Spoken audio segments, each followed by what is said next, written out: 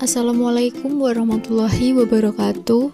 Saya Febi Evelyn Aliavala Kojongian dengan NIM 126210202072 selaku moderator dari kelompok 10. Sebelumnya, saya akan memperkenalkan anggota dari kelompok 10 yang terdiri dari Ahmad Ihsan Arpriansyah, Dian Setio Fajar Anjani, dan Ganina Fatahim Suryandaru.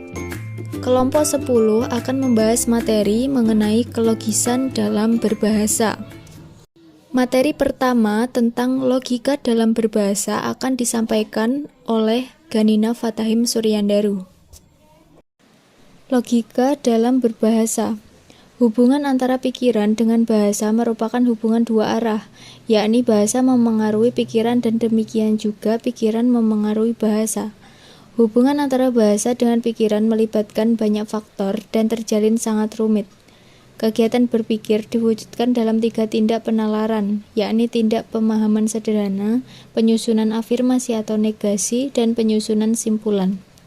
Dalam arti luas, logika adalah suatu cabang ilmu yang mengkaji penurunan-penurunan kesimpulan yang sahih atau valid dan yang tidak sahih atau tidak valid.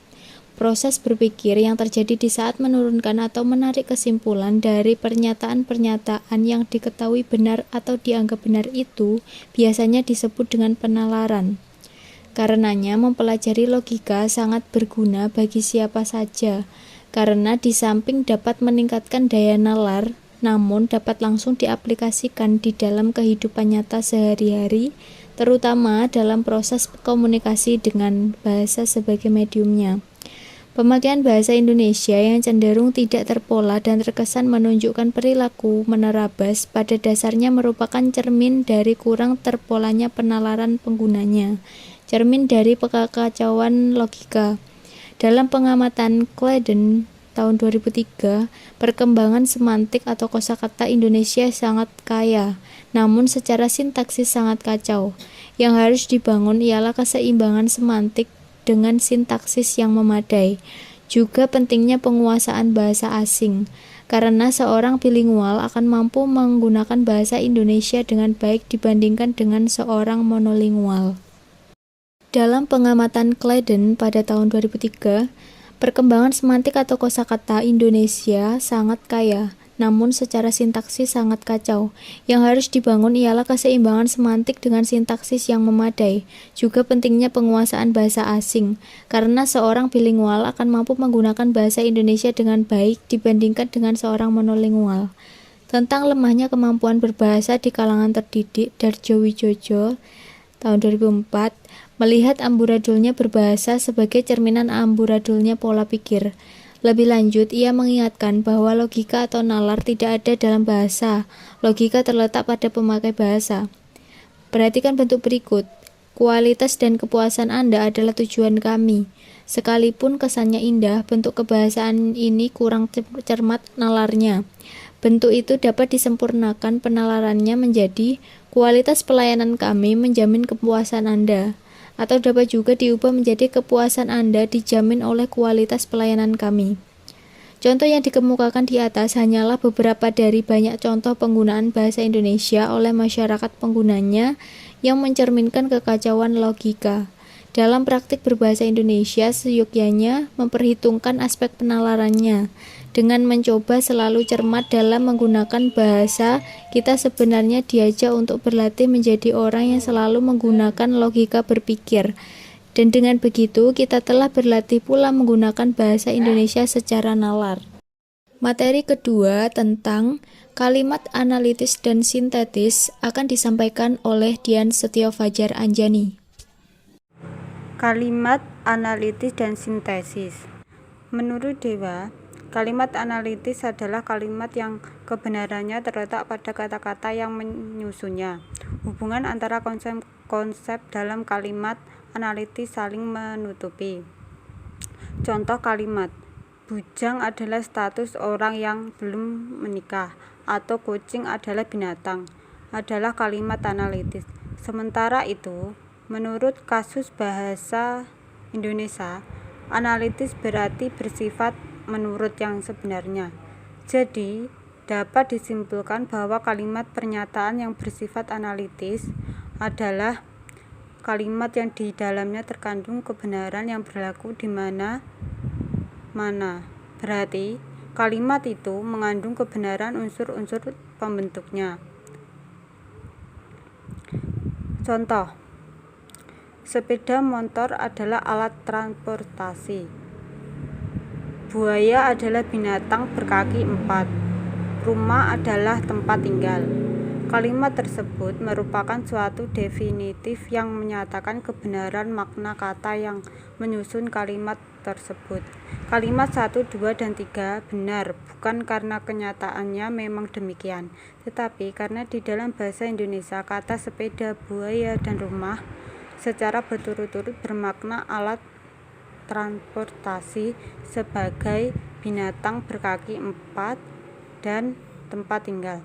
Kebenaran kalimat 1, 2, 3 tidak perlu diverifikasi secara empiris dengan pengetahuan yang bersifat ekstralinguistik. Oleh karenanya, kebenaran ketiga kalimat tersebut dinamakan kebenaran linguistik. Kalimat sintesis adalah kalimat yang kebenarannya didasarkan pada hasil observasi dan pengamatan. Menurut Dewa, kalimat sintesis adalah kalimat yang kebenarannya bergantung pada fakta-fakta luar bahasa. Contoh kalimat sintesis: A. Semua orang kikir harus dikasihani. B. Semua orang Jawa pintar. C. Makhluk Tuhan pasti beriman. D. Teman dekat saya memelihara kucing Anggora. Untuk menentukan kalimat analitis dan sintesis, harus mendefinisikan dahulu kata kunci dari sebuah kalimat. Kalimat sintesis terbagi menjadi dua, yaitu sintesis positif apabila kalimat yang menyusunnya sesuai dengan fakta, sintesis negatif apabila kalimat yang tersebut tidak sesuai dengan fakta yang menyusunnya. Contoh, Taman Sari terletak di Darussalam. Sintesis negatif. B. Khairul Anwar adalah sastrawan angkatan 45. Sintesis positif. Pada kalimat pertama faktanya tidak sesuai dengan kenyataan, maka dari itu disebut sintesis negatif, sedangkan kalimat kedua sesuai dengan fakta yang menyusunnya, maka dari itu disebut sintesis positif. Materi ketiga tentang perihal kontradiksi juga akan disampaikan oleh Dian Setio Fajar Anjani. Perihal kontradiksi. Kalimat kontradiksi dapat disebut juga sebagai kalimat kontradiktif. Kata kontradiktif berasal dari bahasa Inggris contradict, yang berarti menyangkal atau membantah. Kata ini diserap ke dalam bahasa Indonesia menjadi kontradiksi sebagai kata benda atau noun yang berarti pertentangan antara dua hal yang kata kontradik sendiri mempunyai bentuk adjektif dalam bahasa Inggris, yaitu contradictive, yang diserap utuh ke bahasa Indonesia menjadi kontradiktif. Dalam ilmu linguistik, kontradiksi adalah hal tidak benarnya makna suatu unsur dalam keadaan apapun. Kalimat kontradiktif adalah kalimat yang kebenarannya bertentangan dengan makna kata-kata yang menyusunnya. Kalimat kontradiktif disebut juga sebagai kalimat yang salah karena maknanya bertentangan dengan kata-kata yang digunakan. Contoh, 1. Mata adalah indera pendengar. 2. Ayam binatang mamalia. 3. Boeing adalah alat angkutan darat. Susunan kalimat di atas merupakan kalimat definitif yang menyatakan ketidakbenaran makna kata yang menyusunnya. Ketidakbenaran kalimat kontradiktif disebut ketidakbenaran linguistik karena ketidakbenarannya didasarkan pada kenyataan bahasa bersangkutan, bukan kenyataan yang terdapat di luar bahasa. Materi keempat tentang pertentangan makna akan saya sampaikan. Pertentangan makna antara dua kata dapat dikelompokkan dalam beberapa tipe berdasarkan karakter dan komponen makna yang dikandung oleh kata-kata tersebut. Pertentangan makna tersebut terdiri dari A. Pertentangan taksonomis. Pertentangan yang taksonomis bersifat mutlak dalam kategori umum tertentu. Misalnya kita mempertentangkan konsep hidup dan mati. Antara hidup dan mati secara umum terdapat batas yang jelas dan tegas. B. Pertentangan kekutuban. Dalam pertentangan kekutuban, tidak selalu terdapat pertentangan yang mutlak. Dalam istilah antonim dibedakan kaya, miskin, besar, kecil, tua, muda, dalam, dangkal. Dengan sebenarnya, pertentangan antara pasangan konsep itu harus diruntunkan dalam suatu skala antara dua kutub. Titik skala ini dapat dilihat dari gradasi yang dikatakan sangat kaya, lebih kaya, atau cukup miskin, dan sebagainya. Ini berarti ada norma yang terletak di antara dua kutub. Norma itu selalu berhubungan dengan objeknya. Memang kita tidak dapat mengatakan orang kaya ini miskin dan Amir kaya dan miskin. Akan tetapi orang dapat mengatakan orang ini tidak miskin dan tidak kaya. Ini berarti ada satu norma yang berhubungan dengan objek di antara kaya dan miskin. Kata muda tidak selalu berarti sama dalam frasa orang muda, anak muda, laksamana muda, perwira muda. C. Pertentangan berbalikan atau bernasabah. Pertentangan berbalikan dengan jenis pertentangan lain. Pertentangan bernasabah mempunyai variasi dalam ciri kelogisan. Dalam pertentangan nasabah terdapat pertentangan yang saling mengucilkan. Kata-kata itu tidak mungkin muncul serempak dalam satu konteks. Jika Anton dan Joko adalah orang yang sama, maka tidak mungkin kita katakan Anton adalah ayah Joko dan Joko adalah ayah Anton. Pertentangan semacam ini disebut dalam logika asimetris. Akan tetapi, dalam beberapa hal terdapat pula kecocokan dalam pertentangan bernasabah ini. Astuti kawin dengan Joko sama dengan kalimat Joko kawin dengan Astuti. Di sini pertentangan ini dinetralkan.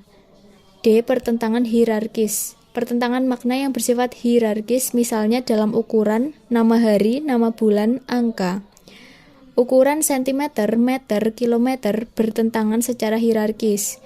Januari, Februari, Maret pun demikian. Senin, Selasa, Rabu pun bertentangan secara hierarkis. Sebagai alat uji ialah kontradiksi. Orang dapat memasukkannya ke dalam pertentangan ranting. Akan tetapi dalam pertentangan ranting tidak terdapat hierarki. Kalimat 1, Senin lalu adalah Selasa, adalah satu kontradiksi.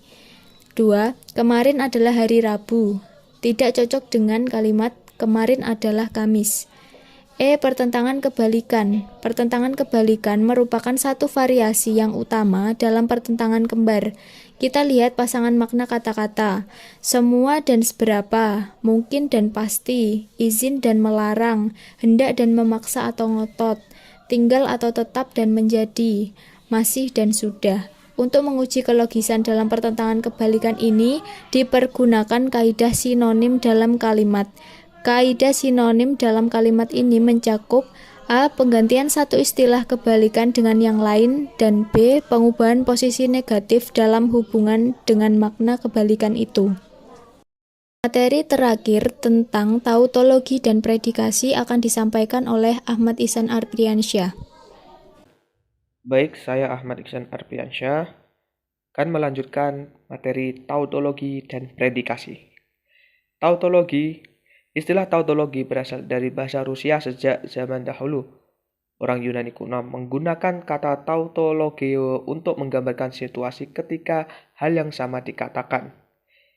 Di zaman kuno, perissologi juga dibedakan antara pengulangan, sinonim, atau kata yang lain memiliki arti yang sama, dan makrologi dengan adanya penjelasan yang tidak perlu dalam pidato. Ilmu pengetahuan modern tidak membagikan konsep-konsep ini dan menyebutnya masing-masing sebagai tautologi. Tautologi adalah pengulangan gagasan, pernyataan, atau kata yang berlebih yang tidak diperlukan. Contoh, saya khawatir dan was-was, amat sangat mahal, dan sebagainya. Yang kedua, predikasi. Dalam tulisan dan tutur akan muncul argumen-argumen. Sering seorang penulis atau pembicara hanya mengungkapkan argumen-argumen tanpa penghubung. Penghubung antara satu argumen dengan argumen yang lain disebut predikat. Contoh kalimatnya, di dalam darahnya dan benih penyakit. Jika ingin mengalimatkan dua argumen itu, maka harus memerlukan satu penghubung antara dua argumen tersebut. Misalnya, di dalam darahnya ada benih penyakit, atau darahnya mengandung penyakit. Kata ada dan mengandung disebut predikat yang berfungsi menghubungkan dua argumen tersebut.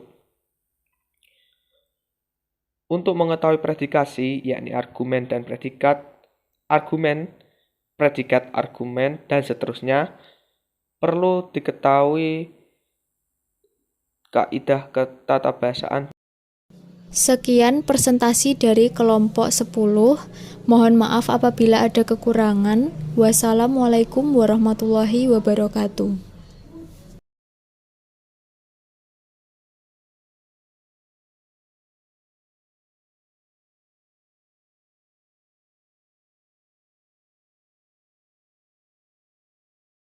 Sekian presentasi dari kelompok 10.